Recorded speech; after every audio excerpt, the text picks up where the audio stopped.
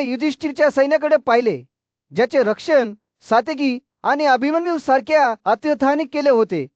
ज्येष्ठ योद्ध्याला माहित होते की तो या माणसांच्या किल्ल्याचा भंग करू शकत नाही, म्हणून त्याने स्वतः पांडवांच्या नेत्याच्या विरोधात पुढे जाण्याचा निर्णय घेतला. जसे जसे तो पुढे सरसावला, त्याचे हृदय पूर्वग्रहाने भारावून गेले. भीष्माने घोषित केले, मी माझ्या घराच्या गौरवासाठी लढेन, जरी याचा अर्थ या संपूर्ण सैन्याचा नाश करणे कसला तरी युद्ध चिरले. अर्जुनाने समुद्राला चितावणी देणाऱ्या व्हेलप्रमाणे शत्रूच्या रेषेमधून एक झुडूप कापले. जेव्हा भीष्म युधिष्ठिरच्या गडाकडे निघाला, त्याचे हृदय अंतिम विजयावर स्थिर झाले. तेव्हा दुःखाची किचाळ सैन्याच्या वाहनातून प्रतिध्वनित झाली. युद्ध सुरू असताना युद्धभूमीवर सूर्य मावळत होता. युद्ध उलगडताना पाहत असलेल्या संजय या खुशीने गाजा. धृतराष्ट्राला भीमाच्या शौर्याची कथा सांगितली. बरदत्त, कृपा साले आणि धृतराष्ट्र सैन्यातील इतर पराक्रमी योद्ध्यांनी त्यांचे धनुष्य उचलले होते. भीमसेनाला खाली खेचण्याचा निर्धार केला होता. पांडूचा मुलगा, जो आपल्या सामर्थ्य आणि शौर्यासाठी ओळखला जातो, त्यांच्या हल्ल्याच्या विरोधात ठामपणे उभा राहिला. साल्याने त्याच्यावर 9 बाणांनी हल्ला केला, परंतु भीमाने 7 बाणांनी प्रत्युत्तर दिले. जे साल्याच्या कवचाला छेदत होते. धनुर्विद्या कौशल्यासाठी ओळखल्या जाणाऱ्या कृपेने पराक्रमी भीमसेनाचा वध करण्याचा प्रयत्न केला, परंतु पांडूचा मुलगा बेफिकीर झाला. त्याने कृपाचे धनुष्य कापले आणि त्याला पुन्हा एकदा 7 बाणांनी छेदले. विंदा, अनुविदा, दुर्माशन, शितसेन, विकर्ण आणि जयद्रथ यांच्यासह इतर योद्धे लढाईत सामील झाले. प्रत्येकाने भीमावर अनेक बाणांनी हल्ला केला, पण भीमसेन ही मोजता येण्याजोगी चत्ती होती. त्याने प्रत्येक फटकेचा सहज प्रतिकार केला. आपल्या प्रतिस्पर्ध्यांना सहजपणे छेदले. भीमाच्या पराक्रमामुळे संतप्त झालेल्या साल्याने त्याला पुन्हा एकदा चिरण्याचा प्रयत्न केला, परंतु पांडूच्या मुलाने टाळले आणि अविश्वसनीय चपळतेने बांधताळत विणकाम केले. दोन्ही बाजूमध्ये हाणामारी सुरू होती. भगदत्ताने भीमसेनवर बाण फेकले, परंतु पांडूच्या मुलाने ते सहजपणे पाडले. त्याच्या घोड्यांच्या मृत्यूमुळे संतप्त झालेल्या जयद्रथाने त्याच्या हातातून उडी मारली आणि भीमावर अनेक बाण मारले, परंतु पांडूच्या मुलाने त्या सर्वांना चकवा दिला. ही लढाई भीषण होती. दोन्ही बाजूंनी हाणामारी झाली, पण भीमसेन खंबीरपणे उभा राहिला. त्याचे शौर्य अखंड राहिले. शल्य, कृपा आणि जयद्रथ यांच्यासह इतर योद्धे या लढाईत सामील झाले.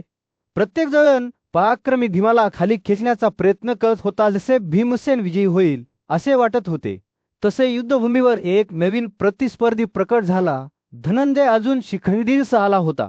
पांडूचे 2 भाऊ त्यांच्या शत्रूंविरुद्ध एकत्र उभे राहिले आणि लढाई नव्याने उग्रतेने सुरू झाली. युद्धाचे ढोल वाजत असताना संजयने भीमाच्या शौर्याची कथा सांगणे सुरू ठेवले. त्याचे शब्द राजा धृतराष्ट्राच्या डोळ्यांसमोर उलगडत असलेल्या महाकाव्याच्या संघर्षाचे एक स्पष्ट चित्र रेखाटतात. सूर्य रणभूमीवर कोसळला. जेव्हा अर्जुन हा पराक्रमी योद्धा एक जबरदस्त कार योद्धा साल्याशी भिडला. लोखंडी संघर्षाचा आवाज आणि पडलेल्या लोकांच्या रडण्याचा आवाज हवेत प्रतिध्वनित झाला. अर्जुनाचे सरळ खांब वेगाने साल्याच्या दिशेने उडाले, त्याच्या कवचाला छेदले आणि त्याला त्याच्या रथात सरळ आणण्यासाठी धडपडत पाठवले. युद्ध सुरू असताना अर्जुनाने आपले लक्ष सुशर्मन आणि कृपाकडे वळवले आणि त्या दोघांवर प्रत्येकी 3 बाणांनी वार केले. अतुलनीय पराक्रमासाठी ओळखल्या जाणाऱ्या अतिरथ अर्जुनाने सिंधांचा राजा जयद्रथ आणि त्याच्या बाजूने स्वार असलेल्या चित्रसेनाला लक्ष्य करून शत्रूच्या रेषांवर बाणांचा ओघ सोडला. विकर्णक आणि दुर्मार्शनही त्याच्या समोर पडले. त्यांचे मृतदेह गोंधळा जमिनीवर कोसळले. अर्जुनाच्या हल्ल्यापासून विचलित न झालेल्या जयद्रथाने एका वेगवान बाणाने प्रत्युत्तर दिले, जो पार्थच्या छातीवर आदळला. भीम आपल्या भावाचा बचाव करण्यासाठी सदैव तयार होता आणि त्याने जयद्रथ आणि साल्याच्या दिशेने बाण पाठवले. त्यांच्या रागाने उत्तेजित झालेल्या कृपा आणि सुशर्मनने जिष्णूवर बाण सोडले, परंतु अर्जुन आणि भीमसेन विजयी ठरले आणि त्यांच्या शत्रूचा सहजपणे नाश केला. युद्ध त्याच्या शिखरावर पोहोचताच शहाणा गुरुद्रोण आणि मदतचा राजा जयसेन या लढाईत सामील झाले. प्रिशादाचा मुलगा धृष्टद्युम्न याने पांडव सैन्याला एकत्र केले आणि त्यांना निसर्गाच्या शक्तीप्रमाणे पुढे जात असलेल्या भीष्माविरुद्ध पुढे जाण्याचे आवाहन केले. दोन्ही सैन्यामध्ये पोलाद आणि रागाच्या गोंधळात संघर्ष झाला. त्यांचे योद्धे अशा संघर्षात अडकले जे राज्याचे भवितव्य ठरवेल. कुंतीचे ते पुत्र भीम आणि अर्जुन या गोंधळात उभे राहिले. एकापाठोपाठ एक शत्रूचा पाडाव करत असताना त्यांचे पराक्रम पूर्ण प्रदर्शनात दिसून आले. त्यांचे धनुष्य प्राणघातक अचूकतेने गात होते, वारंवार अचूक प्रहार करत होते. भीष्म तो पराक्रमी का योद्धा युद्धाचा केंद्रबिंदू बनला. त्याची उपस्थितीच पांडवांच्या सैन्याकडून जीव घेईल असे वाटत होते. जसा सूर्य मावळू लागला, युद्धभूमीवर सोनेरी झगमगाट सुरू झाला, तसंच ते दोन्ही सैन्य गतिरोधात अडकले. परिणाम अनिश्चितपणे संतुलनात अडकला, जणू राज्याचे भवितव्यच पुढच्या हालचालीवर अवलंबून आहे. आणि तरीही हत्याकांड आणि गोंधळात अर्जुन आणि भीमसेन खंबीर राहिले. त्यांचे बन युद्धात तपकिरी पोलादासारखे निर्माण झाले. युद्धाच्या ढोलांनी त्यांच्या हृदयाच्या धडकेशी जुळणारा ताल वाजवला, कारण ते पुढे जे काही असेल त्याचा सामना करण्यास तयार होते. कारण या लढाईच्या खेळात जिथे विजय किंवा पराभव अनिश्चितपणे संतुलनात अडकला होता, तिथे फक्त एकच गोष्ट निश्चित होती: परिणाम त्यांच्या इच्छाशक्तीच्या ताकदीने आणि तीव्रतेने ठेवला जाईल. सूर्य रणभूमीच्या विशाल विस्तारावर पळपळत होता. जेव्हा कुरुक्षेत्राचा राजा धृतराष्ट्र त्याच्या सिंहासनावर बसला होता, त्याचे डोळे त्याचा सारथी आणि सल्लागार संजय याच्यावर लक्षपूर्वक खेळले होते. संजय मला सांग, माझा मुलगा भीष्म तो पराक्रमी योद्धा युद्धाच्या 10व्या दिवशी पांडव आणि श्रीजयांविरुद्ध युद्धात कसा उतरला. संजयने कथा सांगण्यास सुरुवात केली तेव्हा त्याचा आवाज मंदर आणि मंद होता.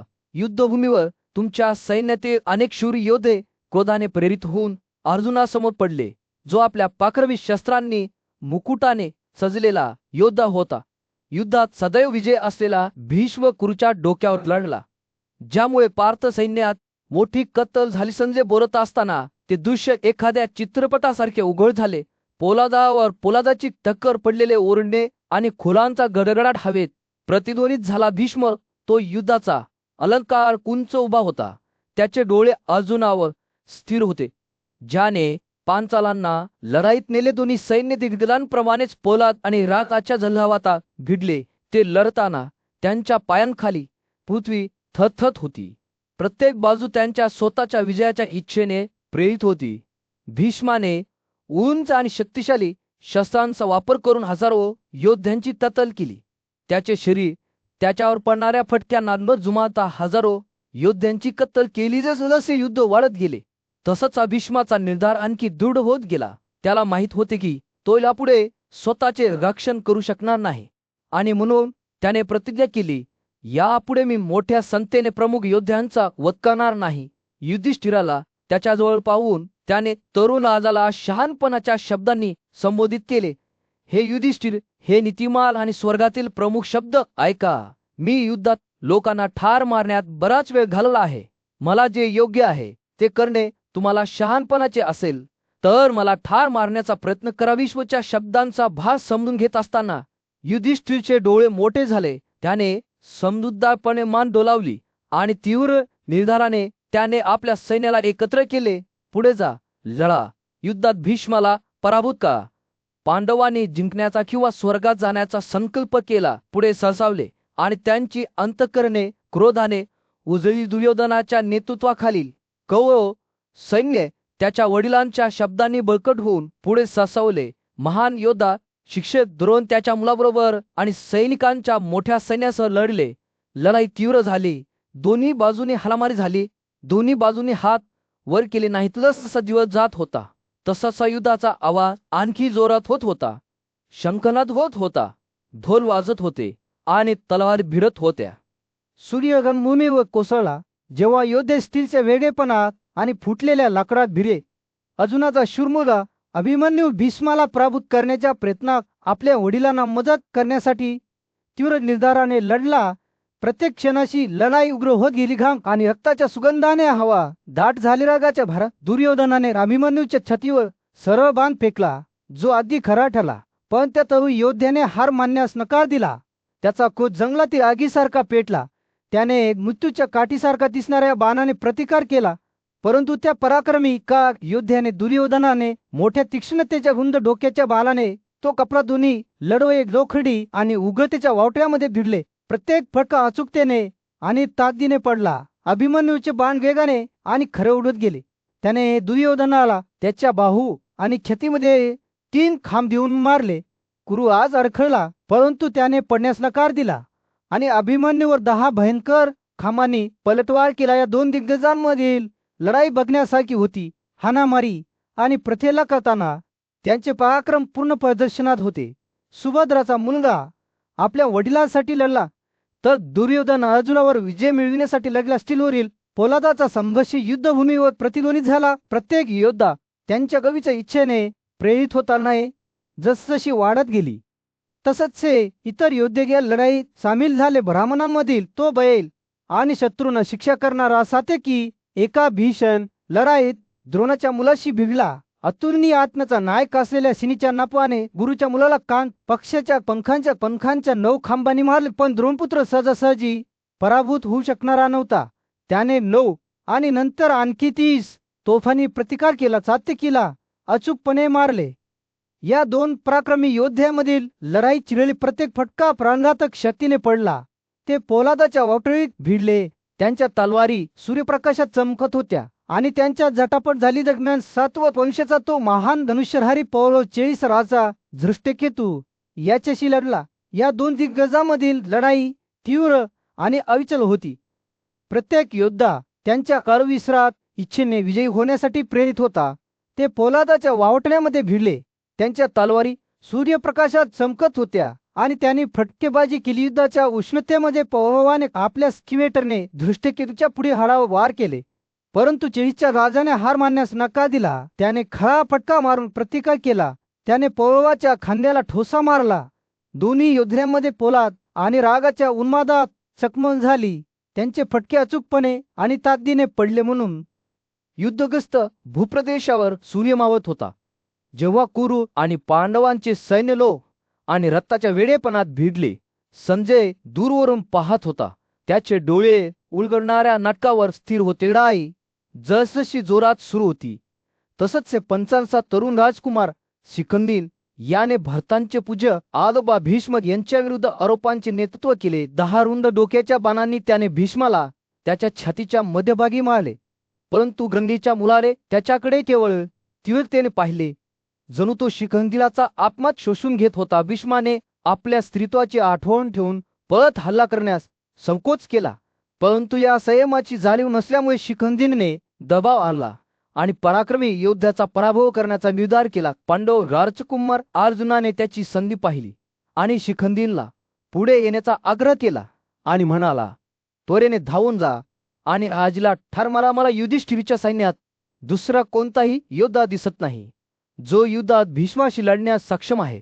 हे पुरुषामधील वाघ तुला वाचवा. शिखंडी पुढे सरसावला, पण त्याच्यावर कोसळणाऱ्या बाणांकडे दुर्लक्ष करून भीष्माने स्वतः अर्जुनाला अडवायला सुरुवात केली. पांडवांच्या अनेक सैनिकांना पाडत त्या नातवाचे खांब वेगाने आणि बरोबर उडत गेले. दरम्यान दुर्योधनाचा मुलगा दुःशासन अविश्वसनीय उग्रतेने लढला.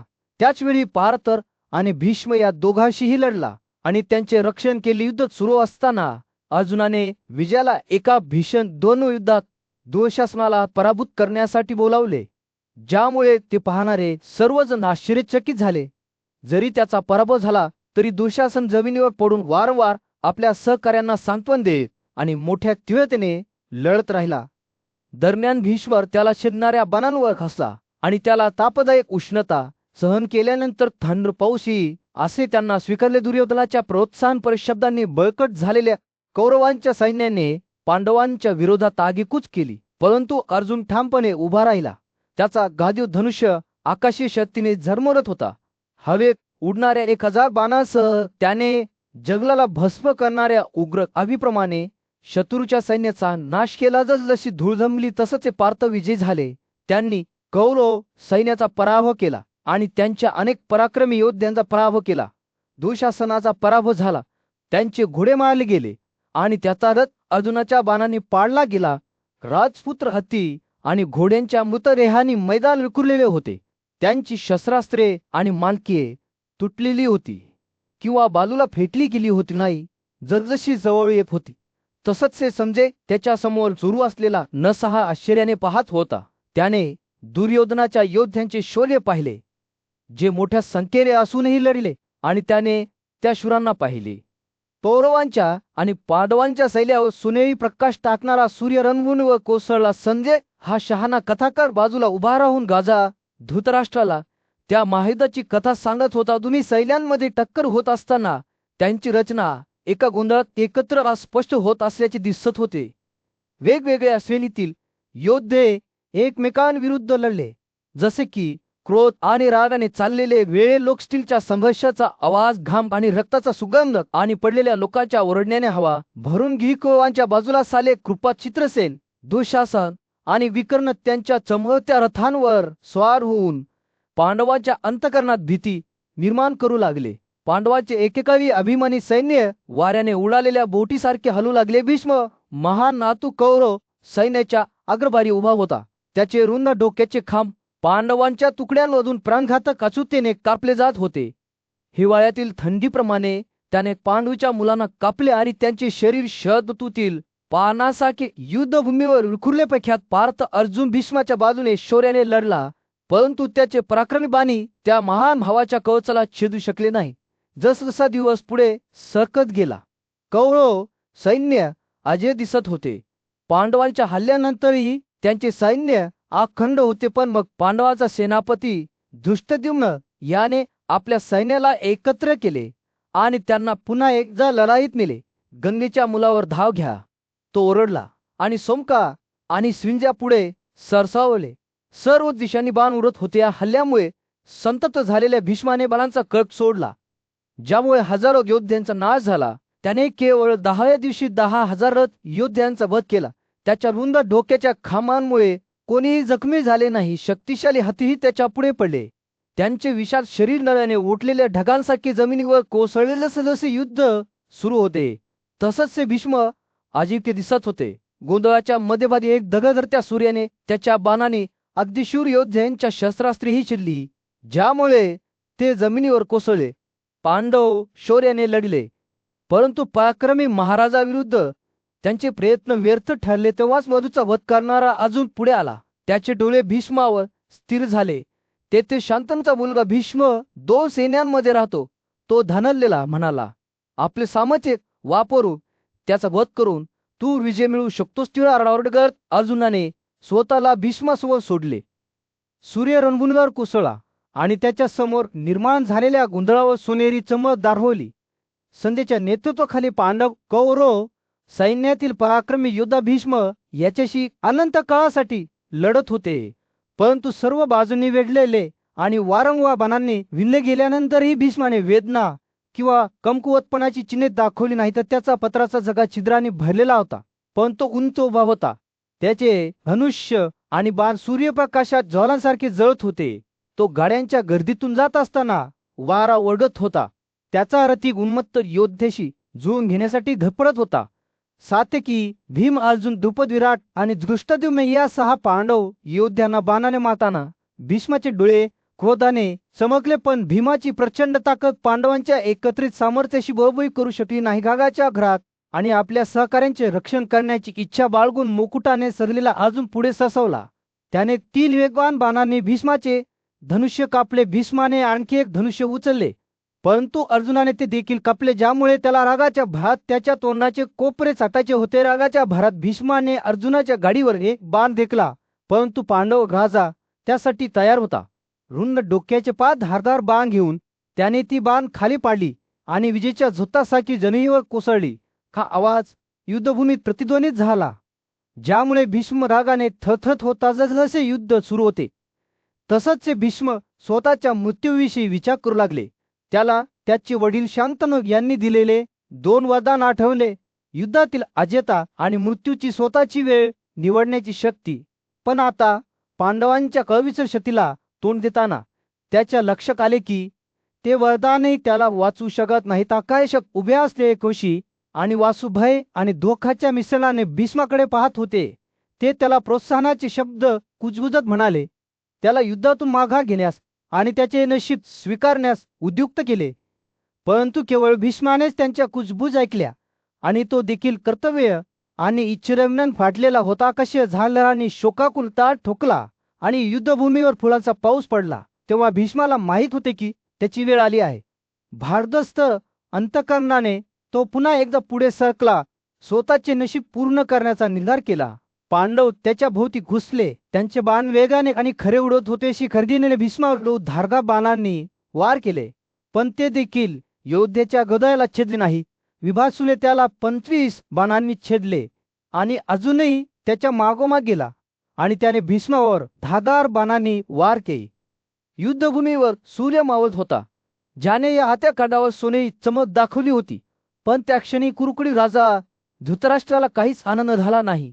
त्याचे पूज्य आजोबा आणि सरसेनापती भीष्म यांच्या पतित रूपाकडे पाहत असताना त्याचे हृदय दुःखाने भारावून गेले होते. अरे माल्या, योद्ध्यांचे काय झाले आहे? धृतराष्ट्राने त्याचा सारथी आणि विश्वासू संजयला दुःखाने विचारले. आपल्या वडिलांसाठी आपले प्राण अर्पण केलेल्या पराक्रमी भीष्मापासून ते कसे वंचित राहू शकतील? मला वाटले की द्रुपदाचा मुलगा धृष्टद्युम्नही अजय होता, पण आता मला दिसते की त्याने आपल्या महान भीष्माचा वध केला आहे. संजयने आपल्या राजाला सांत्वन देण्याचा प्रयत्न केला, परंतु धृतराष्ट्राला दिलासा मिळाला नाही. त्याला ते जुने दिवस आठवले जेव्हा भीष्माने त्यांच्या पूर्वजाच्या बाजूने लढा दिला होता आणि त्याने एकदा कसे धृष्टद्युम्नचे वडील द्रुपद याला ठार मारण्यास नकार दिला होता. जरी याचा अर्थ स्वतःला मृत्यूपासून वाचवणे असा होता. संजयने युद्धातील घटनांचे वर्णन करतात धृतराष्ट्राचे दुःख आणखी तीव्र झाले.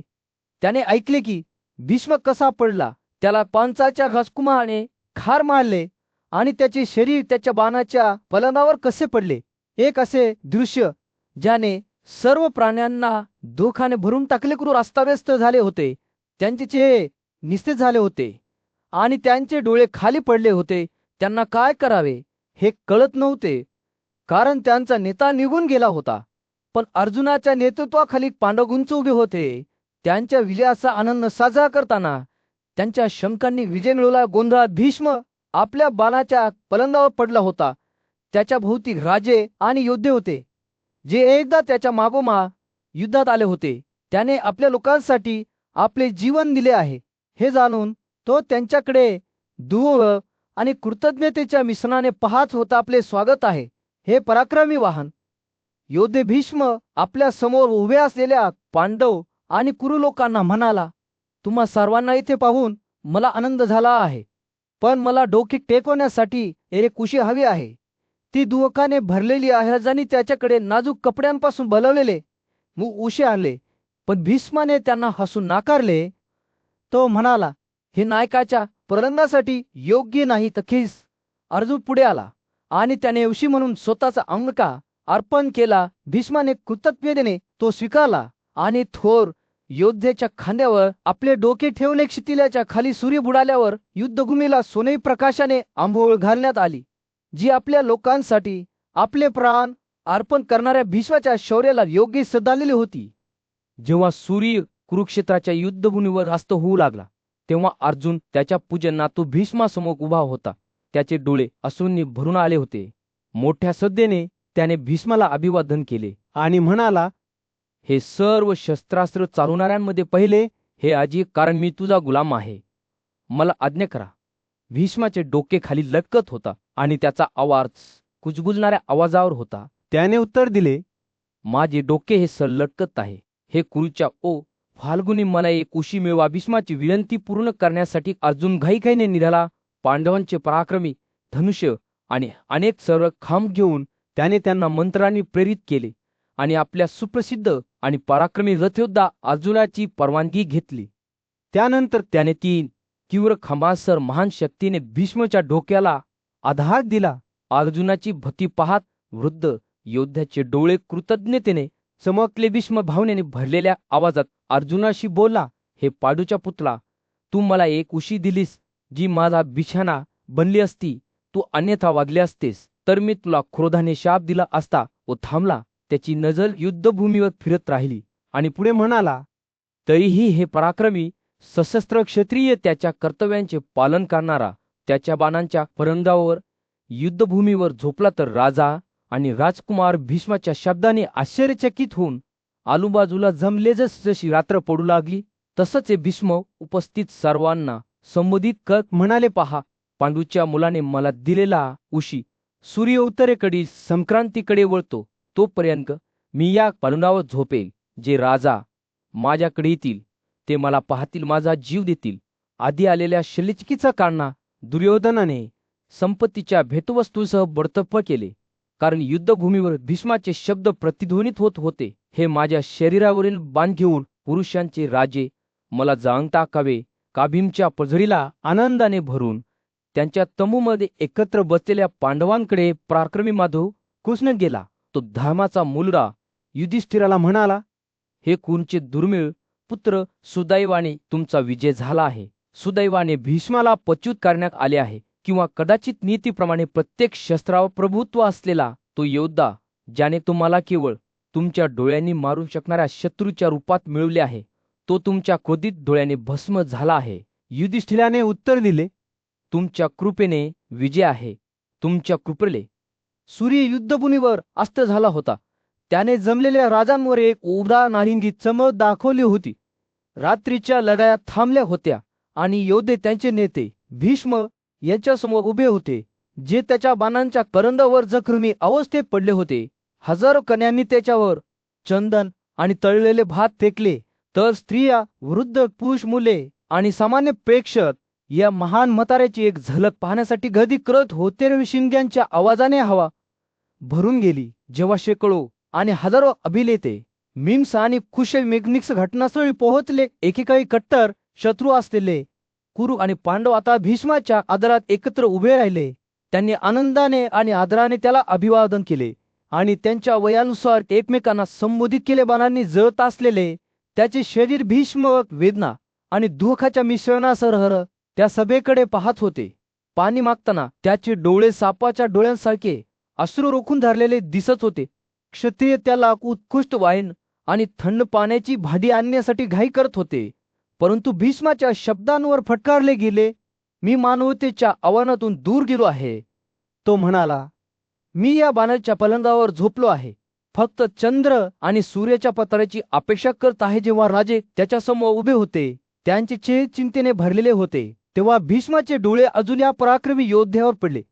त्याने आपल्या मुलाला इशारा केला, ज्याने आदराने दादाला अभिवादन केले आणि हात जोडून उभा राहिला. तुझ्या दंडांनी सर्वत्र झाकलेले माझे शरीर खूप जळत आहे, भीष्म म्हणाला. त्याचा आवाज कमकुवत पण दृढनिश्चयाने भरलेला. माझ्या शरीराचे सर्व अवयव वेदनेत आहेत, माझे तोंड कोरडे आहे. हे अर्जुन, मला पाणी दे. तू एक महान धनुष्यवान आहेस, तू मला योग्य प्रकारे पाणी देण्यास सक्षम आहेस. अर्जुन दृढ अंतकणाने रथावर चढला आणि त्याने त्याच्या गांडीवावर जोरदार प्रहार केला. धनुर्बाण आणि त्याच्या हाताच्या थापांनी जमलेल्या राजांच्या आणि सैन्याच्या मणक्यांना थरथर सोडले. जेव्हा त्याने धनुर्बाणाला हात लावायला सुरुवात केली, तेव्हा पृथ्वीवरून थंड अमृत सुगंधी पाण्याचा एक झोप उठला, ज्यामुळे भीष्मची तहान भागली. अर्जुनाने हे अलौकिक कृत्य करताना क्रू आणि पांडव आश्चर्याने पाहत होते. शंख आणि ढोलांच्या आवाजाने हवा भरून गेली आणि राजांनी त्यांचे कपडे कौतुकाने हलवले. त्याची तहान भागलेल्या भीष्माने अर्जुनाला स्तुती शब्दांनी संबोधित केले, हे पराक्रमी बाहू, तुझ्यात हे आश्चर्यकारक नाही. तू संपूर्ण क्षत्रिय वंशाचा नाश करणारा आहेस. तू जगातील धनुर्धरांपैकी एकमेव धनुर्धर आहेस. दुर्योधन मात्र भीष्माच्या शब्दांनी विचलित झाला नाही. त्याचे अंतःकरण क्रोधाने आणि पांडवांचा सूड घेण्याची इच्छा याने भरले होते.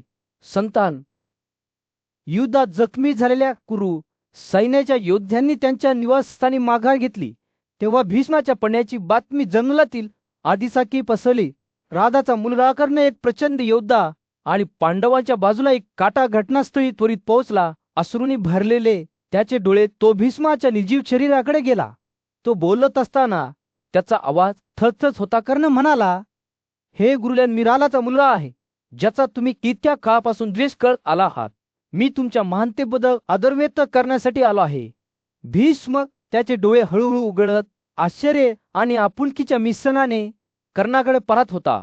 त्याने पहारेकऱ्यांना दूर केले आणि कर्णाला त्याच्या मुलाप्रमाणे आलिंगन देऊन तो बोलू लागलाय.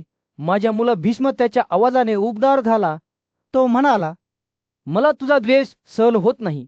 मी तुझ्याबद्दल कठोर शब्द फक्त तुझ्या ऊर्जेवर नियंत्रण ठेवण्यासाठी बोललो. तू खरोखरच कुंतीचा मुलगा आहेस, अधिरथाचा मुलगा नाहीस. मी हे स्वतः नारद आणि कृष्णद्वैपायन यांच्याकडून ऐकले आहे. तो थांबला. त्याचे डोळे कर्णश आत्म्याकडे पाहत होते. भीष्म पुढे म्हणाला, तुमचे हृदय अभिमानाने आणि दीन साथीदारांच्या सहवासाने कलंकित झाले आहे.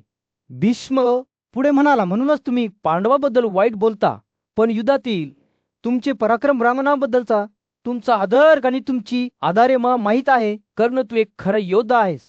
तो पुन्हा थांबला. त्याची अभिव्यक्ती मृदू झाली. माझ्याबरोबर काशी शहरात या. भीष्म शेवटी म्हणाला, चला आपल्यातील हे वैर संपूया. पांडवासोबत एकत्र या. माझ्या मुला त्यांना कळू द्या की तू त्यांचा भाऊ आहेस आणि आपण देशात शांतता आणूया. पण कर्णचे मन कित्येक सरस विचलित झाले नाही. हे भीष्म, तू जे म्हणतोस ते खरे आहे हे मला माहीत आहे. कर्णाने त्याच्या ठाम आवाजात उत्तर दिले, पण मी आता मागे फिरण्यासाठी खूप दूर आलो आहे. मी धनंजयशी लढेन आणि त्याला युद्धात पराभूत करेल. पांडवाबद्दलची माझी वैमनस्यता हलवता येणार नाही. भीष्माची अभिव्यक्ती गंभीर झाली. कर मी तुला लढायला परवानगी देतो. तो शेवटी म्हणाला, माझा आशीर्वाद घेऊन पुढे जा. काळ किंवा सूडबुद्धी न बाळगता लढा आणि तुमच्या सामर्थ्यानुसार तुमच्या राजाची सेवा करा. धनंजयच्या माध्यमातून तुम्ही नीतिमानांच्या प्रदेशांमध्ये पोहोचू शकाल. जेव्हा भीष्म हे शब्द बोलत होता तेव्हा कर्णचे हृदय इतके सौम्य होत गेले. त्याने आदराने मान झुकवी, भीष्माची क्षमा मिळवली आणि पुन्हा एकदा रथ चढवला. भारदस्त अंतकरणाने तो त्याचा मुलगा दुर्योधनाच्या निवासस्थानाकडे निघाला, जो पुढे जे काही असेल त्याला सामोरे जाण्यास तयार होता. आणि म्हणून या गंभीर प्रतिज्ञेसह की